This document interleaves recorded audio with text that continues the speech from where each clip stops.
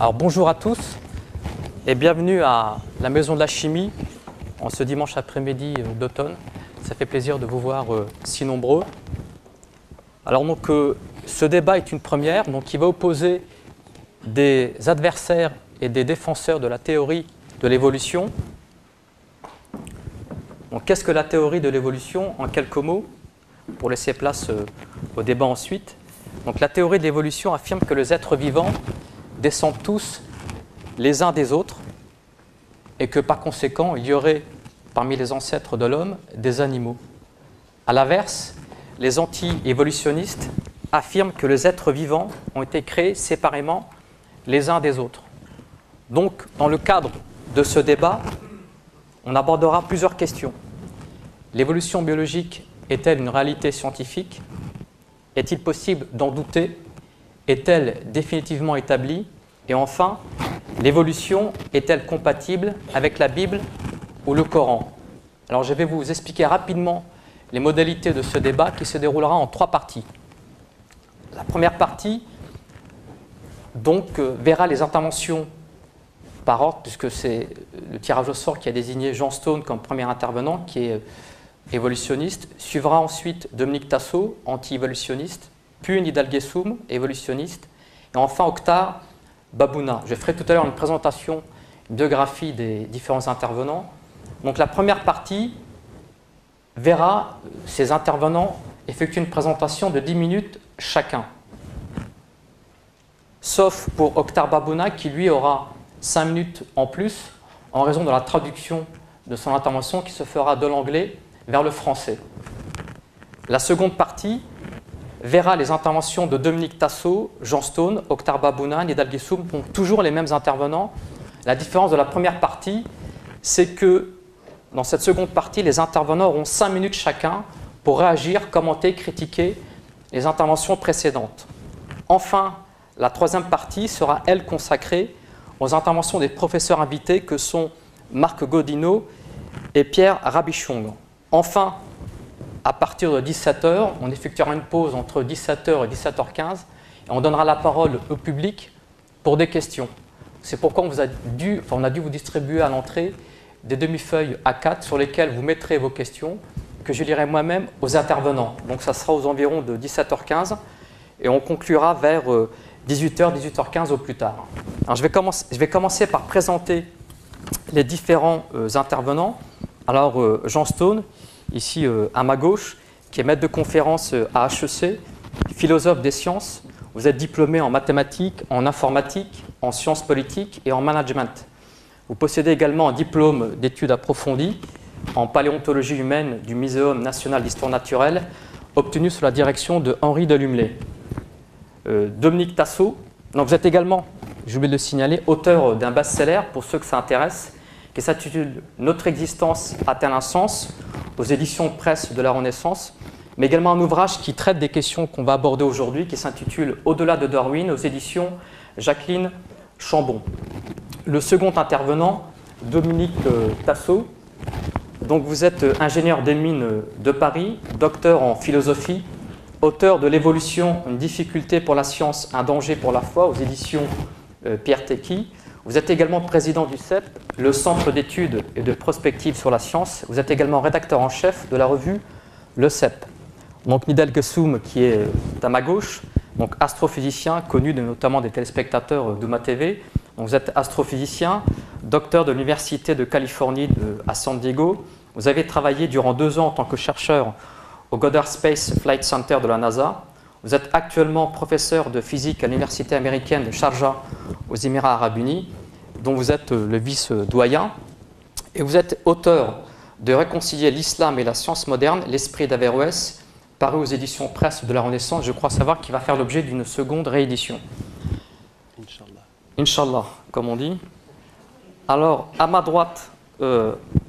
Oktar Babouna, donc vous êtes le représentant de Haroun Yahya. Vous êtes neurochirurgien, co-auteur du livre Science, évolution et foi, sélection naturelle ou action divine. Vous êtes également le représentant de Haroun Yahya, auteur du fameux Atlas de la création aux éditions Book Global. Enfin, les professeurs invités, donc qui auront 5 minutes, peut-être un petit peu plus pour intervenir, pour réagir aux réactions des 4 intervenants précédents. Donc Pierre Rabichoun, vous êtes neurologue, professeur émérite et doyen honoraire de la faculté de médecine de Montpellier, vice-président de l'Académie mondiale des technologies biomédicales à l'UNESCO, et vous êtes l'auteur du livre Le programme Homme aux éditions Presse universitaire de France. Enfin, Marc Godineau, qui se trouve juste à côté de Jean Stone. Vous êtes paléontologue, spécialiste de l'évolution des primates à l'école pratique des hautes études. Alors je vais demander tout de suite à Jean Stone de se lever, de se diriger vers le pupitre pour une première intervention de 10 minutes, qui est donc celle de la première partie. Bonjour à tous. Donc, la question qui nous rassemble, c'est peut-on douter de l'évolution? Et je reprendrai en entrée ce qu'a dit Saïd Branin, c'est que effectivement l'évolution ne signifie rien d'autre que les organismes sont issus par les liens de la descendance. Cette définition ne dit rien au sujet du mécanisme du changement évolutif, ce qui veut dire que le darwinisme et l'évolution sont deux choses différentes. Le darwinisme est une tentative pour expliquer l'évolution, mais il y en a eu d'autres, et bien évidemment. Donc, ceci étant, qu'est-ce que nous allons faire ici? Ce que je vous propose, c'est une démonstration par l'absurde. Nous avons des anti-évolutionnistes qui doutent de l'évolution, et ce que je vais essayer de vous montrer, c'est que si on doute de l'évolution, on arrive justement à des absurdités.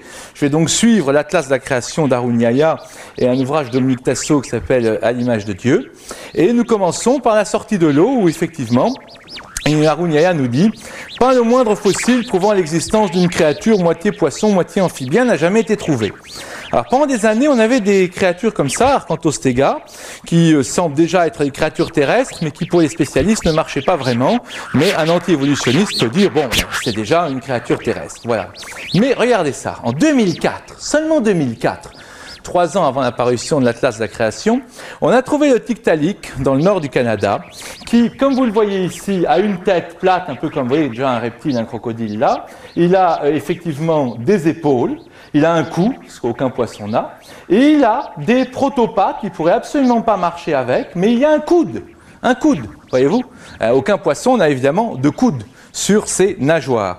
Et si on analyse, vous voyez ici le Tiktaalik dont je vous parle, voilà l'Archanthostega que j'ai montré avant, il a déjà 8 doigts ici, mais ici c'est des poissons avec des nageoires, et là vous voyez exactement le fossile de transition parfait, car il a encore une nageoire, mais il y a déjà les embryons de ce qui va devenir les doigts ensuite, vous voyez, chez l'Archanthostega. Donc évidemment, là, on peut pas, il est sorti en 2004, donc on ne peut pas trop le reprocher à Haroun Yahya, mais en tout cas, il y a un fossile de transition parfait entre les poissons et les batraciens. Ce que nous allons maintenant regarder, c'est l'étape suivante. L'étape suivante, c'est entre les reptiles et les mammifères. Alors, les reptiles ont une mâchoire avec 2 os. Vous voyez, là, angulaire articulaire, et là, un os qu'on appelle le carré, qui est sur le crâne. Tandis que les mammifères ont directement la mâchoire qui s'articule au crâne, et ils ont 3 petits os dans l'oreille interne. Donc ces 3 petits os, on pense qu'ils viennent de ces 3 os-là. Donc la logique, c'est de dire, mais attendez, comment c'est possible? Comment vous pouvez évoluer de là à là? Vous aurez un animal qui à un moment ne pourra pas manger, puisque sa mâchoire sera déformée et il ne pourra pas encore entendre, il n'aura pas d'oreille. Oui. Et Haroun Yahya le dit dans un texte, j'ai cité sans vouloir le couper, je ne vais pas le lire en entier, mais c'est exactement ce que je viens de vous expliquer. Il explique qu'il y a 3 os dans la mâchoire des reptiles et un seul, etc., 3 os dans l'oreille des mammifères. Et il dit, comment une oreille à un seul os peut-elle évoluer en une oreille à 3 os? C'est moi qui souligne. Ces questions demeurent à jamais sans explication. De plus, aucun fossile n'a jamais été trouvé pour établir le lien entre reptiles et mammifères. Aucun fossile. Mais là, ça fait 50 ans qu'on a des fossiles. Et on en a autant qu'on veut. On en a même tellement qu'on ne peut pas des fois différencier entre un reptile et un mammifère. C'est compliqué tellement ils sont des fossiles de transition. Ce sont des fossiles dits thériodontes, qui, regardez bien, ont à l'avant l'articulation avec le crâne direct, comme chez un mammifère, et à l'arrière, il y a encore la trace des petits os, vous voyez, qui sont diminués, les os qui étaient là, qui sont accrochés encore ici à la mâchoire inférieure pour s'articuler avec le crâne. Mais le plus beau, c'est que dans tout embryon de mammifère, et nous sommes des mammifères, dans tout embryon de mammifère, vous avez ça. Vous avez les deux petits os accrochés à la mâchoire inférieure qui migrent au cours du développement de l'embryon pour devenir les os de l'oreille interne. Ce qui veut dire que la preuve de la transition reptile-mammifère, on l'a en chacun d'entre nous. Non seulement vous avez autant de fossiles de transition que vous voulez, des fois on n'arrive même pas à les différencier entre reptiles et mammifères tellement c'est graduel, dans ce cas-là, hein, pas en tous les cas, mais en plus nous avons la preuve en nous. Donc vous voyez, quand on dit qu'il n'y a pas d'intermédiaire entre les reptiles et les mammifères, c'est comme entrer dans une pharmacie et dire il n'y a pas d'antibiotiques. Donc évidemment à ce niveau-là, vous ne risquez pas d'être crédible. Mais la grande question, évidemment, c'est la question de l'origine de l'homme. Et ici, la stratégie des anti-évolutionnistes va être de dire soit c'est un singe, par exemple l'Australopithèque c'est forcément un singe, donc il ne pouvait pas marcher debout, soit c'est complètement un homme. Et ici, par exemple, je cite Haroun Yahya, vous voyez, la grande similitude qui existe entre les structures squelettiques et crâniennes des australopithèques et des chimpanzés, en plus de la preuve établie, je souligne, preuve établie que ces créatures ne marchaient pas debout, a causé d'énormes difficultés aux paléoanthropologues. Ou Tasso, la forme du squelette montre à l'évidence que Lucie ne pouvait se tenir debout, Lucie, le fameux australopithèque. C'est exactement l'inverse, comme je vais vous le montrer. Regardez, un bassin de singe, vous voyez, c'est un bassin très allongé. Et le bassin humain est en coupole, c'est une coupole pour soutenir. On peut marcher droit parce que nous sommes soutenus par notre bassin. Sinon, on ne pourrait pas. On ne pourrait absolument pas marcher droit. Et regardez, le chimpanzé, lui, il ne peut pas marcher droit sauf quelques dizaines de mètres parce que, justement, il a son bassin tout étiré. Tandis que le bassin de l'Australopithèque, Lucie, et notre bassin à nous est quasiment identique. Donc l'Australopithèque Lucie ne peut que marcher droit. Ce serait une torture abominable, ce pauvre Australopithèque, de le faire marcher comme un chimpanzé. Essayez de marcher vous comme un chimpanzé, au bout de 200 mètres, vous serez complètement mort de fatigue. Donc vous voyez, les Australopithèques ne peuvent que marcher debout, et c'est évident, quand vous voyez de profil un bassin humain, des bassins d'Australopithèque avec ces fameuses coupoles-là, et le bassin du chimpanzé qui, évidemment, n'a rien à voir. Donc vous voyez que quand on vous dit l'Australopithèque ne peut pas marcher debout, ou quand on vous dit que l'Australopithèque est une espèce de singe ordinaire sans la moindre caractéristique humaine, ça équivaudrait à dire que, effectivement, la bipédie n'est pas une caractéristique humaine, ce qui serait un peu étrange. Mais continuons là-dessus. Maintenant, après l'Australopithèque, donc fossile de transition entre les primates, parfait fossile de transition, et effectivement les premiers hommes, qu'en est-il des premiers hommes? Eh bien, je vais vous dire, on peut toujours chipoter, ouais, c'est un fossile de transition, c'en est pas un, etc. La preuve ultime, elle est donnée par les anti-évolutionnistes. Quand un anti-évolutionniste dit « ça, c'est purement un singe », et que pour le même fossile, je dis bien le même fossile, un anti-évolutionniste, un autre, dit « ça, c'est purement un homme », eh bien, vous êtes sûr que c'est un fossile de transition. Démonstration, ici, il y a 6 anti-évolutionnistes en haut et 6 fossiles. En bas, tout le monde est d'accord, ou presque, pour dire que c'est un homme. En haut, tout le monde est d'accord pour dire que c'est un singe. Mais les 3 du milieu, la moitié disent que c'est purement un homme, parce qu'ils regardent les caractéristiques humaines, et l'autre moitié dit que c'est purement un singe, parce qu'ils regardent les caractéristiques simiesques pour le même fossile. Par exemple, le 1470 avec 750 cm3. Notez bien le 1470, parce qu'on va le retrouver. On le retrouve chez Dominique Tasso. Il dit, en parlant de 1470, que Richard Leclerc a fait une découverte troublante, un crâne humain, 1470, c'est donc humain pour lui. Haroun Yahya, pour le même 1470, il passe une page à l'analyser, et il dit, toutes leurs caractéristiques anatomiques démontrent que ce sont tous des membres d'une espèce de singe. Donc pour Haroun Yahya, c'est purement un singe, pour Tasso, c'est purement un homme. Et ce fossile fait partie des Homo erectus, comme je vous le disais, et Tasso écrit « Aucun Homo erectus ne résiste à l'analyse sous le triple rapport de la réalité des fossiles, de la bipédie, du lien ancestral avec l'homme », tandis que pour Haroun Yahya, il n'y a aucun doute, l'Homo erectus, c'est juste une race humaine un peu particulière. Donc vous voyez, la preuve que l'Homo erectus est un fossile de transition, c'est eux qui la donnent, c'est pas moi, c'est eux. Enfin, évidemment, là, ils sont tous les deux sur scène, donc un des deux va devoir évoluer, ça va être intéressant, on va voir lequel, parce que pour un anti-évolutionniste, mais bon, mais ils sont, vous voyez, ils l'ont écrit, donc ils ne peuvent pas dire le contraire, et c'est pareil pour tous les anti-évolutionnistes. La moitié dit c'est un singe, la moitié dit c'est un homme. Donc c'est eux qui démontrent que c'est un fossile de transition, c'est pas moi. Pour Haroun Yahya, par exemple, le West Turkana 15000 ici, c'est purement un homme, et sur ça, c'est clairement un singe. Ben, je suis désolé, mais c'est pas évident. Hein. Vous rencontriez ça dans la rue, moi je trouve que ça c'est un peu plus bon. On va pas discuter, c'est des fossiles de transition tous les deux, évidemment. Et il y en a autant que vous voulez. Hein. Et puis, encore plus fort pour Dominique Tasso. Dominique Tasso nous dit, page 88 de son livre, on l'a vu, ça c'est purement un homme, le 1470. Mais 2 pages plus loin, il dit, on ne peut pas appeler Homo erectus, il ne suffit pas d'appeler Homo erectus un être d'une capacité inférieure à 12 1200 cm3 pour le douer de conscience. En gros, il dit l'homme, c'est à partir de 1200 cm3. Voilà ce que dit Tasso. Et juste 2 pages avant, il dit ça, c'est un homme avec 750 cm3. Pourquoi? Tout c'est aussi bien Tasso qu'Aruniaya. Vous comprenez? Ce n'est pas une attaque personnelle. Oui? Une minute. Ce n'est pas des imbéciles, non, pas du tout. Mais ce que je suis en train de vous dire, c'est que si vous voulez critiquer l'évolution, vous vous prenez forcément les pieds dans le tapis. Alors, une dernière preuve, cette fois-ci directe, avant de terminer, c'est que vous avez ici les chromosomes de l'homme, il y en a 23, et les chromosomes du chimpanzé, il y en a 24.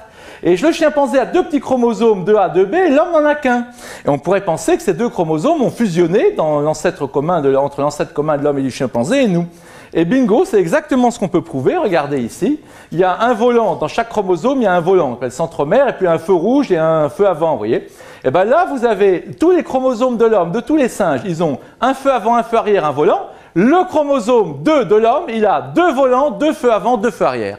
C'est la preuve absolue, sauf avec d'une mauvaise foi inimaginable, que l'homme descend effectivement d'un primate qui avait les chromosomes A et B qui ont fusionné pour donner le chromosome 2 de l'homme, qui est unique dans tous les chromosomes, parce qu'il y a 2 volants, 2 feux arrière, 2 feux rouges, si on veut prendre la logique d'une voiture pour aller très vite. Je conclus.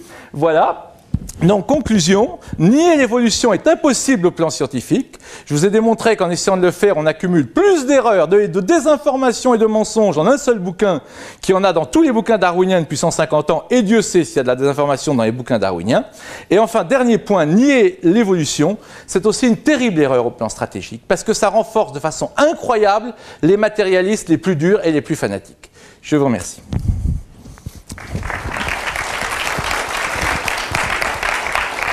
Donc j'ai demandé à Dominique Tasso de succéder à Jean Stone pour une intervention de 10 minutes. Est-il permis de dire que les chattes font des chatons? Alors la question peut paraître saugrenue, mais elle ne l'est pas tant que ça, puisqu'il y a une catégorie de gens qui n'ont pas le droit de dire que les chattes font des chatons, ce sont les enseignants. Et ils n'ont pas le droit de le dire parce que ça contredit une théorie qui affirme précisément le contraire, c'est-à-dire que les espèces ne sont pas des réalités stables. Or, cette stabilité des espèces, on en a la preuve tous les jours, et la preuve, on l'a même si bien que c'est dans les proverbes. C'est-à-dire que quand on veut dire que quelque chose n'arrivera jamais, on dit eh bien quand les poules auront des dents. Et ça n'est pas une spécialité française, parce que vous voyez qu'en Italie, on dit quand les ânes voleront, en Espagne, quand les grenouilles auront des poils, en Russie, quand le crabe sifflera. Ce qui est même intéressant, parce que c'est une fonction nouvelle. Si vous voulez, dans la lignée du crabe, on voit apparaître une fonction nouvelle, alors que dans les autres lignées, c'était plutôt des organes nouveaux. Mais quand on y réfléchit, une fonction nouvelle, un organe nouveau, une fonction vraiment nouvelle, c'est la même chose, parce qu'une fonction vraiment nouvelle demande un organe nouveau. Donc on pourrait penser que cette simple allusion au proverbe règle la question, mais malheureusement, les proverbes ne sont pas reconnus par l'Académie des sciences. Donc il faut...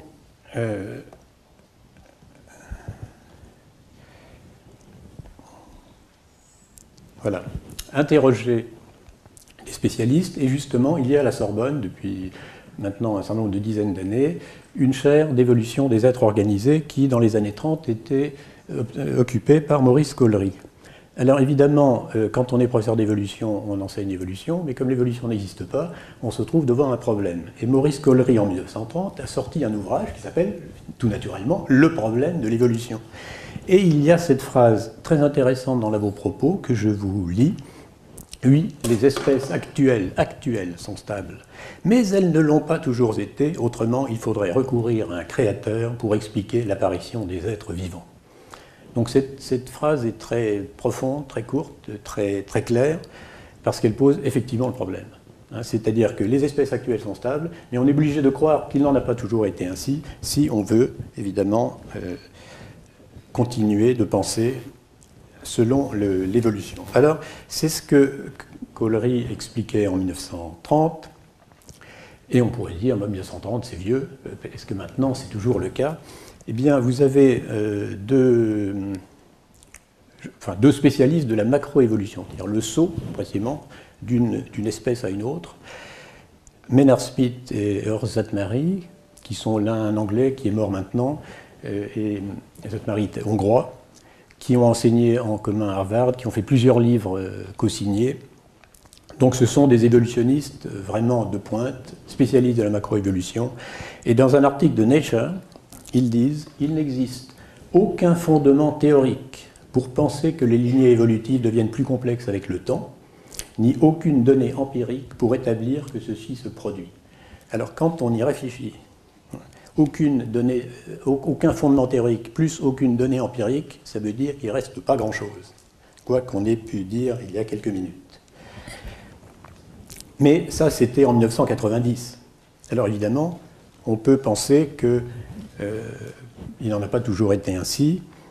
Eh bien, en ce qui concerne les fossiles, hein, je cite ici Niels Ehlers, qui est un paléontologiste américain, c'est avec Gould, qu'on a cité tout à l'heure, c'est l'un des fondateurs de la théorie de l'évolution par saut. Parce qu'évidemment, comme on ne trouve pas une évolution graduelle, eh bien, il faut imaginer qu'il y a des sauts. Or, il nous dit « C'est une vérité simple et inéluctable que virtuellement tous les membres d'un biota demeurent foncièrement stables avec des fluctuations mineures tout au long de leur durée. C'est-à-dire que le Tyrannosaurus rex est le même, quel que soit le terrain géologique dans lequel on trouve.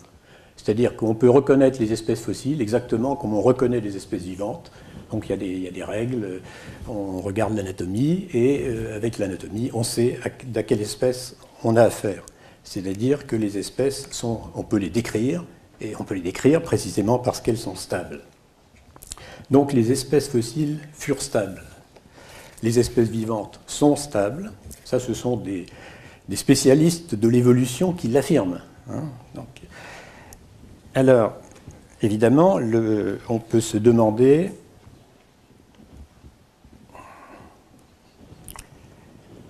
s'il en est vraiment ainsi. Et justement, à Maurice Collery a succédé Pierre-Paul Grasset, après la guerre, dans la chaire de... Alors là, ça s'appelait Biologie de l'évolution à la Sorbonne. Et lui, s'est demandé si toutes les expériences de mutation qu'on a fait depuis un très grand nombre d'années, on a fait des dizaines d'années consécutives, des expériences sur la mouche drosophile, et puis maintenant on fait des expériences sur le colibacille, qui a eu un avantage considérable, c'est qu'il se reproduit en 20 minutes. Donc on est maintenant à plus d'1 million de générations successives sur le colibacille. Et résultat de ces expériences, eh bien, il n'est rien sorti de nouveau des bocaux à drosophiles. Autrement dit, on fait tout ce qu'on veut, on fait des rayonnements, on fait des attaques par produits chimiques, etc. Les drosophiles sont toujours des drosophiles et les colibacilles sont toujours des colibacilles. D'où cette phrase que Grasset, évolutionniste, écrit dans son livre sur l'évolution du vivant, « Nous avons le devoir de détruire le mythe de l'évolution, phénomène simple, compris et expliqué, qui continue à se dérouler rapidement sous nos yeux. » Ça veut dire que l'évolution telle que tout le monde la comprend, tout le monde, et je dirais presque tout le monde dans la salle, phénomène simple, compris, expliqué, qui continue à se dérouler rapidement sous nos yeux, eh bien c'est un mythe. Et c'est Grasset qui le dit. Alors, ça c'est la science qui avait parlé. Maintenant, la Bible a peut-être quelque chose à dire. Il faut quand même prendre conscience que la science a des limites. La science, c'est une création humaine et que Dieu, peut-être, peut nous dire quelque chose à travers les livres saints. Un des points fondamentaux dans la Bible, vraiment époustouflant, c'est le fait que « Et Dieu créa », alors les arbres fruitiers, les grands poissons, les volatiles, chacun selon son espèce. Cette phrase se répète 10 fois dans la première page de la Bible. Alors, je ne sais pas si vous vous rendez compte, mais la Bible s'est écrite de façon concise. Cette première page, c'est un texte très court. Quand quelque chose est répété 10 fois, ça veut dire qu'il y a une insistance vraiment extraordinaire de la part de l'auteur de ce livre sur ce point de stabilité des espèces.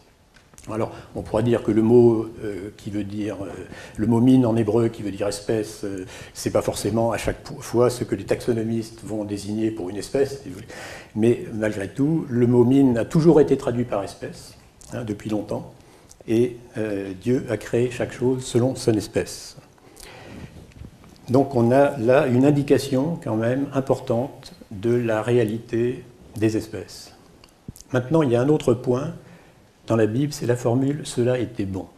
Alors, le mot « tov », qui veut dire « bon », peut aussi vouloir dire « beau ». C'est-à-dire qu'on a, quand Dieu crée, Dieu est parfait, donc il crée les choses parfaitement, et il crée des choses parfaites. Et ça s'est répété 7 fois dans la première page de la Bible, 7 qui est le nombre de la perfection. Et par ailleurs, on peut lire « Dieu n'a rien fait de défectueux ». Alors là, il y a une objection directe contre l'évolution progressive. C'est-à-dire que la théorie de l'évolution, telle qu'elle est enseignée, c'est une évolution progressive. C'est-à-dire que dans une lignée qui n'avait que des êtres aveugles, un jour, quelqu'un se met à voir. Fantastique. Et ça veut dire qu'il a quelque chose de plus que ceux qui sont avant. Ça veut dire que ceux qui sont avant étaient mal faits. Il leur manquait quelque chose. Cette idée qu'il y a des êtres dans la nature auxquels il manque quelque chose est une idée profondément injurieuse pour le Créateur. Et c'est pourquoi, justement, dans la Bible, on a juste cette affirmation, 7 fois, que Dieu a fait les choses bonnes.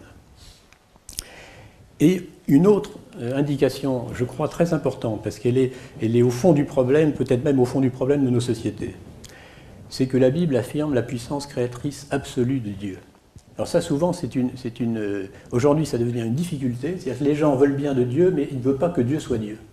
C'est justement le Dieu de la Bible, en tout cas, c'est un Dieu qui crée tout seul, il n'a besoin de rien, il n'a pas besoin de matière. Alors il peut utiliser une matière première, mais il ne peut ne pas en utiliser, il peut utiliser... il apporte un plan, il n'a pas besoin de s'y reprendre à plusieurs fois, comme un constructeur automobile qui fait des prototypes pour arriver à mettre au point son modèle. Non, quand Dieu crée, il crée bien du premier coup, et il le crée en particulier, donc c'est la formule des Maccabées, Dieu a fait de rien toute chose, ainsi que la race des hommes. C'est-à-dire que l'homme ne descend pas du singe. Et vous avez une formule qu'on retrouve dans pas mal de passages de la Bible, hein, Dieu a fait le ciel et la terre, et tout ce qui est en eux, pour bien montrer que la création divine, ce n'est pas simplement la création de quelques atomes au début qui iraient se promener et zigzaguer dans l'atmosphère, mais c'est la création d'êtres réels, des êtres que nous connaissons. Dieu a fait le ciel et la terre et tout ce qui est en eux. Il a fait les oiseaux, il a fait les poissons. C'est Dominique Tasso, précisé dans la Bible. Dominique Tasso, je vous demandais de conclure, parce que le temps imparti est dépassé. Voilà. Donc,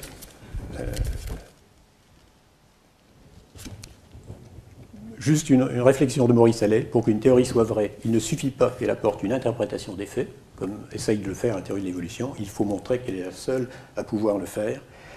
Et je conclurai par une formule du pape Pie XII, qui je pense fera l'unanimité ici d'ailleurs, qui disait aux étudiants de la Sorbonne en 1955, « Dans vos études, soyez convaincus qu'entre des vérités de foi certaines et des faits scientifiques établis, la contradiction est impossible. Mais encore faut-il que ce soit des vérités de foi certaines et que ce soit des faits scientifiques établis. » Merci à vous. Donc c'est au tour de Nidal Bessoum d'intervenir. Bismillah ar-Rahman ar-Rahim, alhamdulillah, wa salatu salam ala rasulillah. Au nom de Dieu, le clément, le miséricordieux. Je voudrais continuer sur la lancée de la science d'abord, parce que dans la deuxième partie qui me sera allouée, les 5 minutes dans la deuxième partie, je parlerai de la compatibilité de la théorie de l'évolution, ou des faits de l'évolution avec la croyance islamique. Mais pour l'instant, restons-en aux faits scientifiques, parce que l'évolution, si elle tient ou si elle ne tient pas, ce sera sur la base de la science uniquement et de la science certaine et établie. Ce que je voudrais vous montrer, j'ai vraiment beaucoup de planches. Et pardonnez-moi si je vais aller assez vite sur certaines de ces planches, mais je vous montre le plan de mes idées tout de suite, pour que s'il y a certaines idées que je n'aurai pas le temps de développer, vous ayez l'occasion de m'en poser la question durant le débat. Alors, ce que je voudrais vous expliquer aujourd'hui, c'est que ce que nous disent nos amis anti-évolutionnistes, non seulement scientifiquement est incorrect, et qu'il y a des preuves, et j'essaierai de vous montrer une série de preuves en continuation et en rajout de ce qu'a vous a montré Jean Stone, mais que dans certains cas, dans plusieurs des cas, ce qu'ils vous disent est en fait incorrecte, même sur le plan de la méthodologie, c'est-à-dire les citations ne sont pas correctes, l'interprétation de ce que dit X ou Y n'est pas correcte, etc. Alors, leurs arguments, d'après toute ma recherche sur les objections des anti-évolutionnistes, se résument en cette planche ici. Donc, notez toute idée qui vous serait intéressante et que vous voudriez que l'on développe plus tard. Il y a l'absence de fossiles d'organismes de transition, ça, Jean Stone a déjà expliqué, je vous montrerai encore un peu plus. Ils disent, selon eux, il y a des présences d'animaux modernes dans de vieux fossiles. Ça, je vous expliquerai pourquoi ce n'est pas le cas.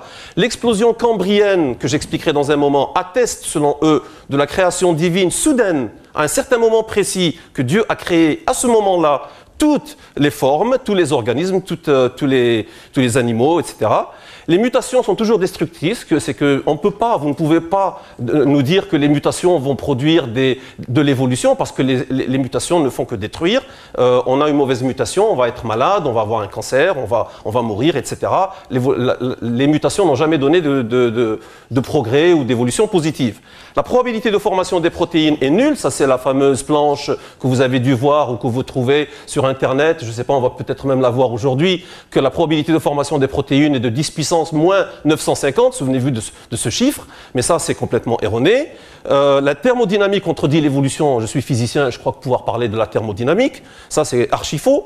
L'évolution ne peut pas expliquer l'origine de la vie, mais évidemment l'évolution n'a jamais parlé de l'origine de la vie, c'est un problème complexe, c'est un problème que la science est en train d'étudier, qui, moi j'en suis convaincu, sera éludé par la science à un certain moment dans plusieurs décennies ou dans plusieurs siècles, c'est très complexe, mais ça n'a rien à voir avec l'évolution, ni l'effet de l'évolution, ni la théorie de l'évolution. Donc il ne faut pas accuser une théorie de ne pas pouvoir expliquer quelque chose qu'elle-même ne se pose pas comme sujet de traitement.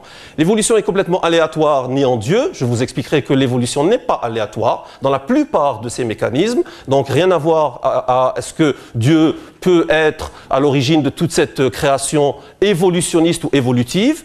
Et l'évolution est une théorie matérialiste, athée ou même athéiste qui essaie d'exclure Dieu, de nous forcer à l'incroyance. Et ça aussi, je dirais que c'est complètement faux, que les évolutionnistes, il y en a beaucoup qui sont croyants, il y en a des centaines et des milliers, qu'il y a des prêtres qui sont croyants, il y a des musulmans qui sont croyants, rien à voir, c'est une théorie neutre, totalement neutre. Et enfin, il y a beaucoup de citations déformées ou hors contexte, y compris certaines qui ont été distribuées dans le dossier de presse que vous avez eu. Alors, lorsqu'on vous dit Gould, Stephen Jay Gould a dit « lisez ce paragraphe », prenez bien garde, allez voir le contexte et la citation exacte de ce qu'a dit Stephen Jay Gould ou Richard Lewontin ou X ou Y. Très très souvent, le plus souvent, je n'ai pas encore trouvé une seule citation qui tenait la route de l'examen.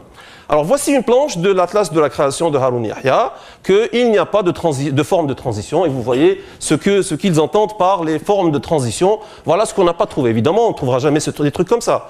Mais en plus de ce que vous a montré Jean Stone, regardez, je vais alors vraiment passer très très vite, mais tout ça, ce sont des fossiles établis, étudiés aujourd'hui. Ne remontons pas, s'il vous plaît, à 1930, encore moins à Darwin lui-même, 1859, ou même à il y a 50 ans, parce qu'aujourd'hui, nous avons la génétique, aujourd'hui, nous avons des outils de résonance magnétique, nous avons des outils de rayonnement X, etc., où on peut vraiment étudier les choses et ne pas citer quelqu'un qui n'avait pas ces outils et qui donc regardait un fossile ou l'analysait de manière vraiment très primaire et disait on ne peut pas. Donc là, vous voyez, et autre chose que je veux vous montrer dans ces planches, c'est que je vous montre délibérément des fossiles, ensuite la reconstitution squelettique que vous trouverez dans les musées, et ensuite le dessin de ce que cet organisme ou cet animal ressemblerait ou aurait fait. Pourquoi? Parce que les anti-évolutionnistes, y compris tout le travail de Haroun Yahya, nous disent « Ah oui, mais tout ça c'est des dessins, ils vous montrent des choses comme ça, mais c'est des dessins.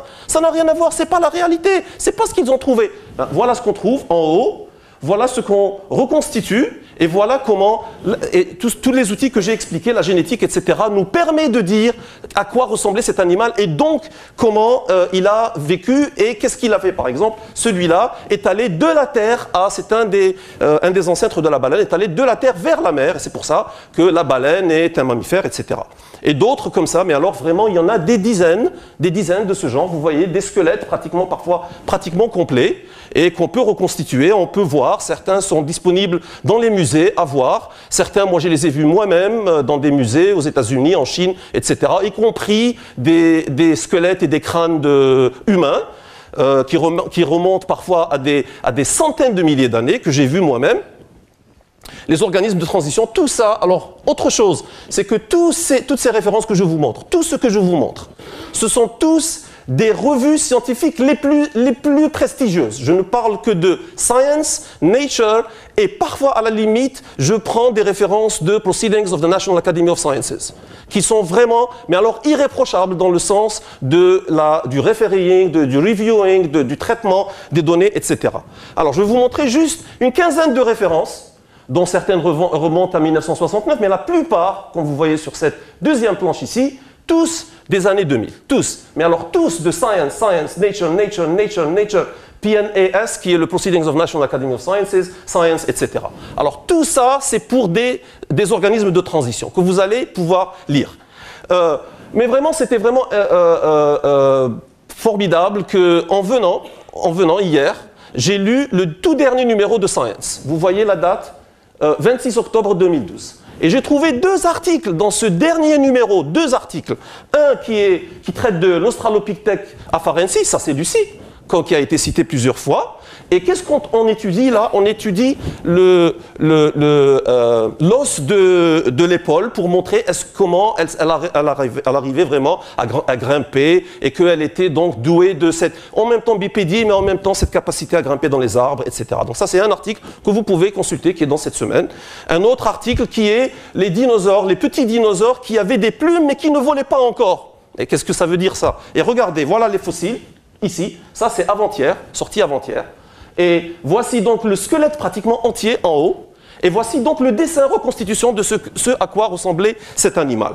Donc si avec tout ça, avec toutes ces références et tous ces travaux, on peut nous dire à la fin il n'y a pas d'organisme de transition, alors là vraiment c'est incroyable. Alors voici ce que dit Francisco Ayala, qui est un évolutionniste distingué, plus de 200 papiers à son actif, qui est lauréat du prix Templeton il y a 2 ans, et ancien prêtre chrétien. Qu'est-ce qu'il dit? Il dit les gaps dans la reconstruction de l'histoire évolutive de tous les organismes vivants à partir de leurs ancêtres communs n'existent plus. Et donc ça continue comme ça, il dit il n'y a plus ces chaînons manquants, etc. Tout ça, ça n'existe plus.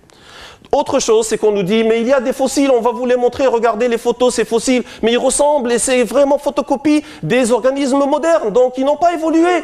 Mais je dis, attendez, c'est pas comme ça qu'on fait de la science. Il faut faire l'étude génétique, il faut faire l'étude radiative, etc. Et c'est pas juste en montrant des fossiles comme ça qu'on dit, bah regardez, ils ressemblent. Non, ce n'est pas comme ça. Et deuxièmement, des animaux, mais évidemment, il y a des animaux qui sont restés stables, qui n'ont pas évolué pendant des millions d'années. Et bien sûr. Pourquoi? Parce que lorsque le milieu est stable et adéquat à cet organisme, l'organisme ne fait pas d'évolution. Même s'il y a une mutation, cette mutation ne lui permettrait pas de s'adapter mieux à un milieu où il est déjà adapté. Donc c'est normal que lorsqu'on est complètement adapté à un milieu et que ce milieu n'évolue pas, eh bien, il n'aura pas d'évolution de cet organisme-là. Seulement, il y a eu beaucoup de changements de l'environnement dans le monde. Il y a eu beaucoup de tremblements de terre, il y a eu beaucoup d'ère glaciale, etc. Et c'est pour ça que les organismes ont dû évoluer. L'explosion cambrienne atteste de la création divine de formes toutes faites. Premièrement, l'explosion cambrienne qui s'est produite il y a 500 à 550 millions d'années, où il y a eu effectivement une floraison d'activités biologiques et une éclosion de beaucoup d'espèces, et bien celle-là, elle a duré 10 à 20 millions d'années. Mais vous imaginez, ce n'est pas une création momentanée. 10 à 20 millions d'années. Et deuxièmement, la plupart des animaux que nous connaissons aujourd'hui, y compris les poissons, les amphibiens, les reptiles, les oiseaux, les mammifères, n'ont pas été créés durant ce temps-là. Donc, selon les anti-évolutionnistes, Dieu a fait toute sa création en ce moment-là, sur 10-20 millions d'années, mais il a laissé le gros des animaux pour plus tard, d'une manière qui, on ne sait pas comment, selon eux, ça s'est fait. D'accord. Alors, deuxième chose, les mutations sont toujours destructrices. J'ai une liste ici, désolé de vraiment passer hyper rapidement, j'ai une liste ici de mutations qui sont positives, constructives, qui ont aidé à l'évolution et que l'on observe aujourd'hui dans le laboratoire, y compris dans l'expérience de Lenski qui a été mentionnée indirectement tout à l'heure et qui a montré qu'il y a effectivement des mutations positives et d'autres idées comme ça. Par exemple, et je prendrai seulement 15 secondes pour expliquer pourquoi ce fameux chiffre de 10 puissance 950 ou 10 puissance moins 950 est complètement erroné, archi faux, voire ridicule. C'est parce que dire que les protéines ne pouvaient pas se former comme ça, que la probabilité est nulle. On ne peut pas former quelque chose d'aussi complexe comme ça. C'est parce que ces gens-là pensent qu'on forme des structures complexes de ce genre-là en rassemblant d'un seul coup toutes les parties ou toutes les composantes,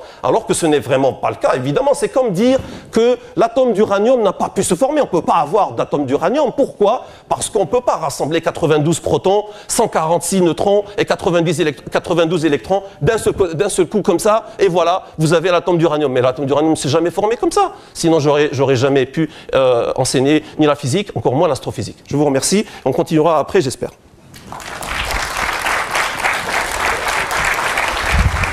Merci de Belgessoum. Donc je vais demander maintenant à Oktar Babouna, qui est en fait le dernier intervenant de cette première partie. Donc Oktar Babouna, qui est le représentant de Haroun Yahya, qui lui bénéficiera de 5 minutes de plus en raison de la traduction, puisque la traduction se fera de l'anglais vers le français, donc il aura 15 minutes d'intervention. Hello everybody, my name is Oktar Babouna. I'm a medical doctor from Turkey and neurosurgeon, and I will represent Mr. Haroun Yahya, and who is the pen name of Mr. Adnan Oktar, who has more than 300 books in Atlas of Creation. So basically, you heard all the speakers. Darwinism proposes the lie that life emerged by natural events, by chance, by two mechanisms, natural selection and mutation, which are random events by chance, and the species evolved to other species progressively and through transitions by chance. The reason why Darwinism is defended against so many scientific evidences is to keep atheism alive. For example, Richard Dawkins, who is the #1 evolutionist of the world, Dawkins says here, before Darwin it was difficult to be an intellectually fulfilled atheist, and Darwin made it easy to become an intellectual atheist. That is the reason why Darwinism is defended against so many scientific evidences, against the fossil evidence, against the evidences from molecular biology and the genetics. Another atheist, who's the founder of Advancement of Atheism in the United States, his name is Charles Smith. He says, evolution is atheism because it denies the existence of a creator. Basically, Darwinism is the application of the materialism onto the nature. Materialism is an old pagan religion which goes back to the time of the Greeks, ancient Greeks. However, although materialism absolutely rejects the existence of anything beyond matter, science is not obliged to accept such a dogma. Science means exploring nature and deriving conclusion from one's findings. And if these findings lead to conclusion that nature is created, science to accept this. This is the duty of a true scientist, not defending impossible scenarios by clinging to the outdated materialist dogmas of the 19th century. So basically, chance is the false god of the Darwinism. Now, if you check fundamentally, if evolution is possible by random events, by natural selection and mutation, the answer is impossible because the protein molecules, these are the basic building blocks of the living things. For example, in your body is more than 100,000 different protein molecules. They are hormones, enzymes, and they are structural proteins also. The answer is impossible. For the formation of a single protein, other proteins must exist. This is the most powerful evidence which refute Darwinism, which refute evolution. For a single protein to emerge, 100 proteins must exist. This is not enough. DNA must exist. Not enough. Mitochondria must exist, energy power stations. A complete living cell must exist to produce a single protein molecule. This is the most powerful evidence which defeats Darwinism completely, demolishes Darwinism. So this is also supported by the fossil evidence. Because in the fossil evidence, the first living cell, which is a cyanobacteria, appears all of a sudden. Sudden creation, 3.8 billion years ago. In Australia Chert region, the first cyanobacteria, which is red-blue algae, which can do photosynthesis, appears all of a sudden. It does not appear progressively. In fact, cell cannot appear progressively because any of the organelles is missing or defective. It cannot remain alive. Therefore, the first cell on Earth was necessarily a complete cell possessing all these required functions and organelles, and this definitely means it is created, and cyanobacteria fossil confirms this fact. And they never change for 3.8 billion years. That means no evolution. There are two imaginary mechanisms of evolution, natural selection and mutation. You see over here. Natural selection holds that the living things which are more suited to the natural conditions of their habitat will succeed and produce an offspring. Those which unfit will vanish. For example, a herd of deer, if they are threatened by the predators, of course the ones which run fast will survive. However, no matter how long this process goes on, there will be only faster running deer. It will not transform deer to other species because natural selection that doesn't have an evolutionary power, it is not capable of planning and foresight. It cannot decide what is good, what is bad for the living things. It cannot change the DNA by any means. That is the reason why Neo-Darwinism has had to add mutations. Mutations are random changes, breaks or replacements in the DNA. Mutations are always harmful. There are only 1% neutral, not harmful, not useful, not beneficial, but mutations cannot generate new genetic information, brand new genes, brand new proteins, brand new organs, and brand new species is impossible genetically and molecular biology. There is only these mechanisms created by God. Replication of the DNA, nucleotide by nucleotide, letter by letter, like a photocopy, copying the DNA, and the shuffling of the genes. Shuffling of the genes is mixing up the genetic information. That generates variation. This is not evolution because new genetic information cannot be generated. From the first man on, Adam, peace be upon him, we have the same genetic information, only mixed up genes. By crossing over mechanism and by and other mechanisms, and also epigenetics, which doesn't change the DNA, which only affects gene expression. These are molecular biology and genetic evidences where evolution is impossible. Genetic evidence does not change, which is also supported by fossil evidence. Now, I will go into the fossils also. This is from Charles Darwin. Charles Darwin says natural selection can do nothing until favorable variations chance to occur. That's the reason why they had to add the mutations. I told you, mutations are only harmful. Okay, I will go into the fossil evidence right now. Fossils are remnants of the living things which are lived in the past. So only from the fossil evidence we can know whether evolution is possible or not. And if you look at the fossil evidence, it is asserted by the evolutionists, species evolved to other species gradually by successive minor variations over billions of years. Then evolutionists have to show us these successive minor changes in the fossilized examples, half fish, half reptile, half bird, pathological and asymmetrical forms. And these imaginary forms are called transitional forms. However, if we check the fossil evidence, we see species appear abruptly, complete, and perfectly formed. For example, this is a brittle star. This is a real fossil, not illustrations like, for example, Mr. Stone or other people have shown. These are not illustrations, real fossils, 490 million years old. And if I show you the today's form, doesn't change at all, not even a little bit millimetrically the same. And we have fossils of 3.8 billion years old cyanobacteria, exactly the same. 500 million year old, 100 million year old, never changed. 400 million fossils prove the fact of sudden creation, not creation through evolution. Now, of course, if we go further, this is Richard Dawkins. He cannot answer any beneficial mutation. He was asked to give one beneficial mutation. This is the transitional forms I show you. For example, evolutionists claim starfish evolved into fish. Starfish fossils, fish fossils we have. Do we have any of these transitions? Not even a single one. All the transitional forms, so-called transitional forms, they showed were extinct species. For example, Ichthyostega, Acanthostega are extinct amphibians. Tiktaalik roseus turned out to be a forgery. A skull of Alligator sinensis, similar to Alligator simensis, a fish body was added, and that is a forgery. It is not a transitional form. There are no transitional forms whatsoever. 400 million fossils, and we have the Creation Atlas, thousands of them. No change means no evolution, of course. Now, I will go further, actually. This is the fossil evidence which also refutes the evolution. And this is from Charles Darwin. I'm not going to read it. I don't have time. But he says there are no transitional forms. Charles Darwin says no transitional forms means no evolution. And he admitted that. If you look at today's paleontologists, very famous, everybody knows them. Niles Eldridge, he says the record jumps. And all the evidence shows that the record is real. Record jumps means species appear separately, no transitions, no evolution. And he is one of the most prominent paleontologists of the world. And Stephen Jay Gould says stasis and sudden appearance of the fossils, that means no evolution, no transitional forms. Who says that? All the prominent evolutionists of the world. And Cambrian age, 540 million years ago, 50 different animal groups. 50 different animals according to body structure, crustaceans, for example, mollusks, and the other animals. 50 of them appeared all of a sudden. Only 3 of them exist before the Cambrian. 50 of them appear without any evolutionary history. That means sudden creation by God, not through evolution. So fossil evidence confirms the fact that God created all of a sudden, the species separately, you see, this is the allegation of evolution. This is the real fossil evidence. Cambrian period, 50 different phylums appear all of a sudden without any history. Sudden appearance means, of course, sudden creation, not through evolution. And trilobite fossil, the eye, this is the first eye with 3,000 lenses, appear all of a sudden, not progressively. The eye appears all of a sudden as an organ. All the organs, wings and lungs, gills appear all of a sudden. In fact, half organs, they never function. They cannot function, they cannot survive.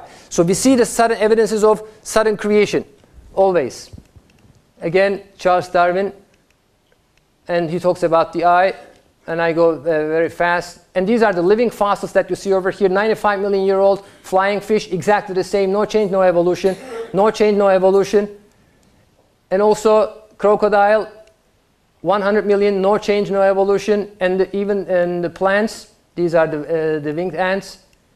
And these are real fossils you see over, not illustrations. Illustrations doesn't have any scientific value, and you cannot estimate the soft tissues based on the skeletal evidence. So illustrations doesn't have any scientific value. If you give a skeleton to 100 different artists, they do 100 different illustrations. Australopithecus is southern ape. Homo habilis is an ape with small skull, long arms, long, short legs, prominences to grab the branches of the trees, and stooped forward walking. And humans are humans. We have soul. We can build civilizations. We can do take the electron microscope and do our research on our bodies because we have a soul. And this fact indicated in the Quran also. In the Quran, Allah gives the evidences of sudden creation, miraculous creation. For example, the Moses throws his staff on the ground. The wood staff transforms into a snake. Is it over millions of years gradually? No. All of a sudden, sudden creation. The Isa, Jesus, peace be upon him, breathes, shapes the mud like a bird, breathes into that, it transforms all of a sudden into a living bird. Is that through evolution? Of course not. The maidens in the paradise, are they created through evolution? Of course not. Okay. So why do some people try to fit this evolution nonsense into the Quran? Because they see Darwinism as a majority. They try to find a middle path. They want to be accepted by the evolutionists. They try, against the scientific evidences, they force some verses in the Quran to change them to fit into the evolution. And they try to accept this non-scientific claims of the evolution. But evolution never happened. Darwinism, which claims the origin of life by chance, is definitely refuted by all the scientific evidences. 400 million fossils and the impossibility of the proteins emerge by chance. And we know from genetics and molecular biology there is no mechanism which can generate new genetic evidence. And all the samples given, for example, lactate intolerance or CCR5, I can explain you in detail, they all show loss of genetic information. These living beings we have shown in the laboratories, I'm a neurosurgeon, okay, they are crippled. Because of being crippled, sometimes in some environments there is some benefit. Basically, science is 3 minutes. 3 minutes. 3 minutes. Non, mais pour l'intervention, non, pour la traduction, mais il reste 3 minutes pour la traduction. Okay. Science is anti-atheist, anti-Darwinist, anti-evolutionist. Thank you.